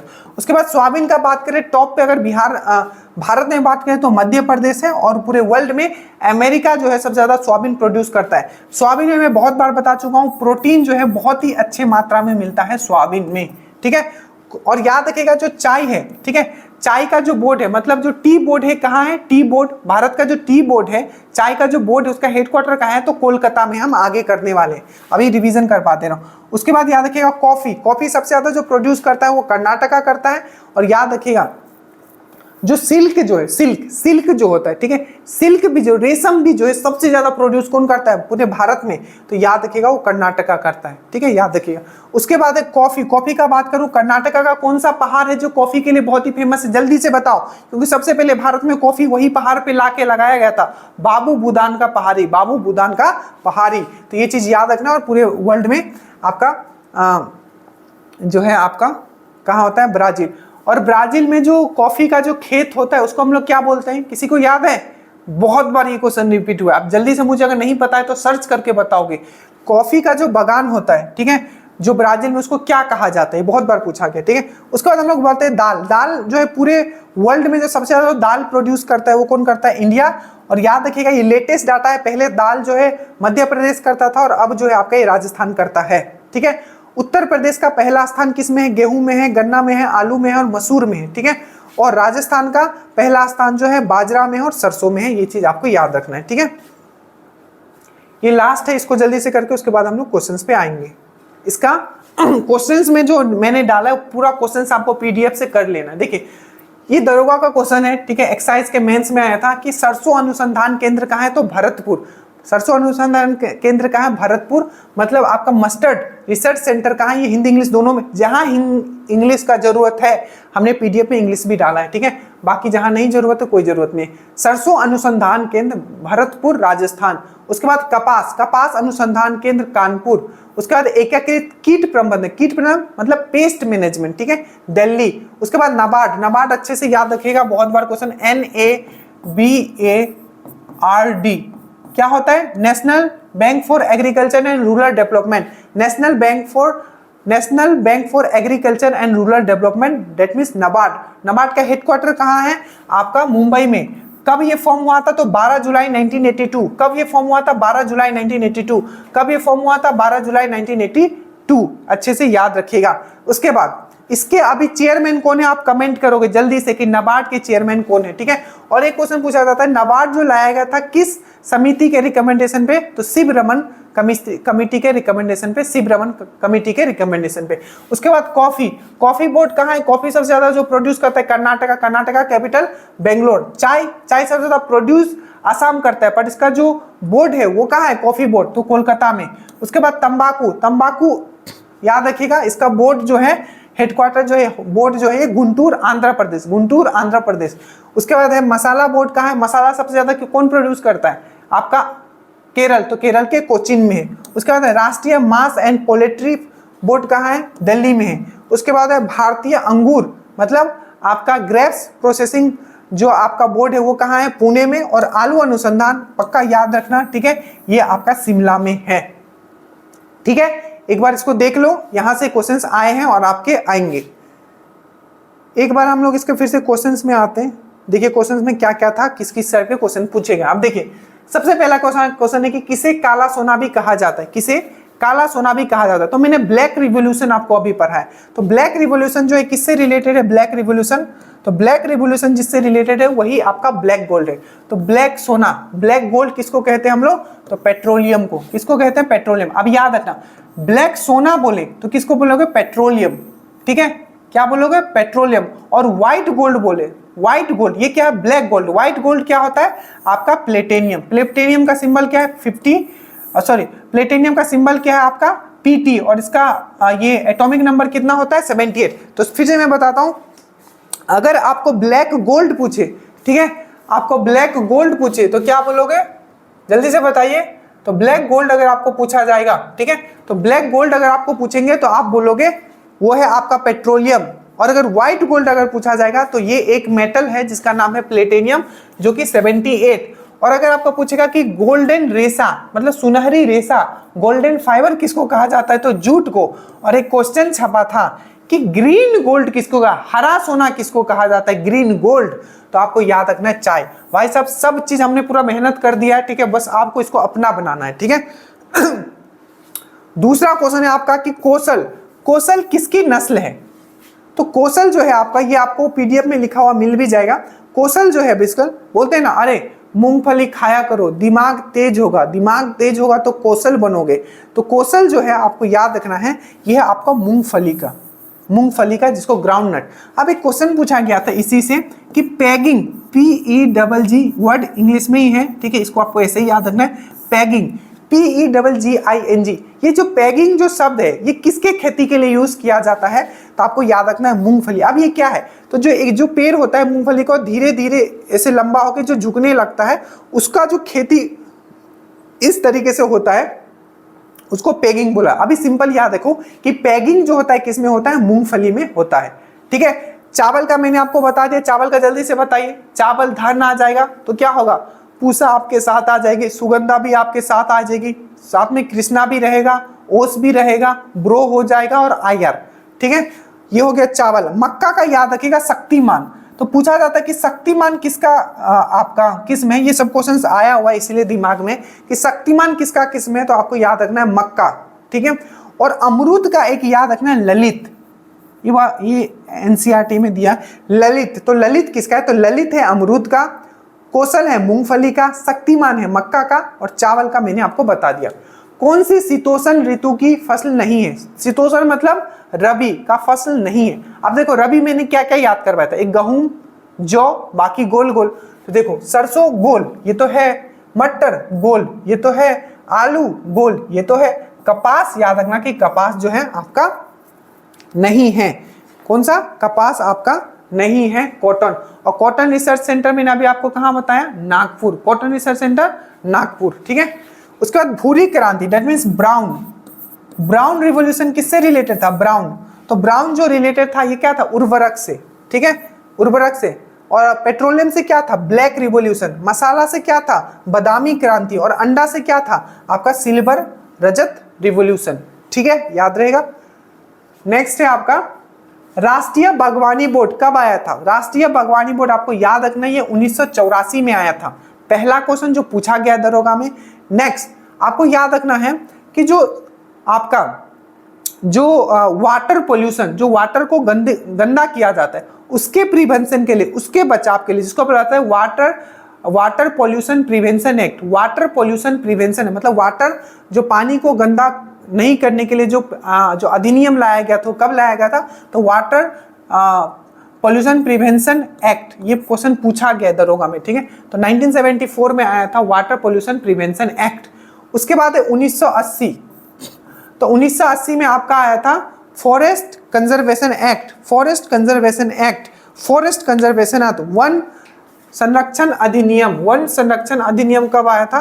तो 1980 में आया था, ठीक है। तो आपको फॉरेस्ट कंजर्वेशन एक्ट जो है आपका 1970 में आया था, ठीक है, 1970 में आया था आपका फॉरेस्ट कंजर्वेशन आपका एक्ट जो है आपका आया था, ठीक है। उसके बाद नेक्स्ट जो आप देख रहे हो 1952, तो जो पहला वन नीति आया था, इससे क्वेश्चन पूछा गया था, जो वन नीति आया था वो कब आया था? पहला वन नीति तो 1952 में। और क्वेश्चन ये भी पूछा गया था इसमें पहला संशोधन कब किया गया? तो 1988।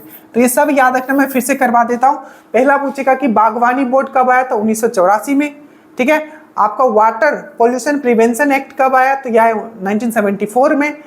आपका वन संरक्षण अधिनियम कब आया? फॉरेस्ट कंजर्वेशन एक्ट कब आया? 1980 में। आपका फॉरेस्ट पॉलिसी मतलब पहला फॉरेस्ट नीति कब आया? तो 1952 में। इसमें पहला संशोधन कब किया गया? 1988 में। उसके बाद है कि रबी मौसम में उगाई जाने वाली दाल। अब ध्यान से देखो, रबी में हम लोग क्या क्या बात किया था? रबी मतलब जो ठंडा में होगा। उड़द, क्या हमने ये बात किया था? नहीं। मूंग, क्या हमने ये बात किया था? नहीं। मसूर, बिल्कुल रबी क्या है? बहुत ही मसूर है, तो मसूर जो हो जाएगा इसका आंसर हो जाएगा। बाकी याद रखिएगा उड़द और मूंग जो है ये खरीफ है, ये जो है आपका खरीफ फसल है, अच्छे से याद रखिएगा। भारत का कौन सा राज्य अनुबंधन खेती दैट मीन्स कॉन्ट्रैक्ट फार्मिंग के लिए लो लाने वाला पहला राज्य बना था? तो वो है आपका तमिलनाडु। और ये देखिए मैंने आपको बताया था टाइप्स ऑफ फार्मिंग, इससे भी क्वेश्चन पूछे जाते हैं कि विच type of farming is practice in areas high population pressure on load. मैंने क्या बोला था? उसमें पॉपुलेशन बहुत ज्यादा है, ठीक है, और लैंड जहां कम होता है तो उसको क्या बोलते हैं? Intensive farming. तो आप देखो इंटेंसिव फार्मिंग आपका कहाँ है? ये हो गया आपका एक्सटेंसिव, ये हो गया प्रिमिटिव, ये होगा गहन, ये फिर से यहाँ एक्सटेंसिव हो गया, ये इंटेंसिव होगा। इंटेंसिव सब्सिस्टेंस फार्मिंग, यही इसका आंसर होगा। इंटेंसिव मतलब कम लैंड में ज्यादा आउटपुट हम लोग निकालने की कोशिश करते हैं। वही भूमि पर उच्च जनसंख्या दबाव वाले क्षेत्र में किस प्रकार की खेती होगी? तो ये होगा आपका इंटेंसिव, ठीक है, subsistence farming. So thank you so much. आशा करता हूँ हर चीज आपको समझ में आओगे। बहुत मेहनत किया गया था आपको बस इतना पढ़ाने के लिए, हमने बहुत चीज पढ़ा ताकि जो पढ़ना है स्टूडेंट को वो दे पाए। सो अगेन प्लीज अगर चैनल पे नहीं हो सब्सक्राइब कर लीजिएगा। लोगों को प्लीज आप ये जो पूरा प्लेलिस्ट है आप शेयर कीजिए ताकि उनका भी बेनिफिट हो, लोग सही चीजें पढ़ पाए। जय हिंद।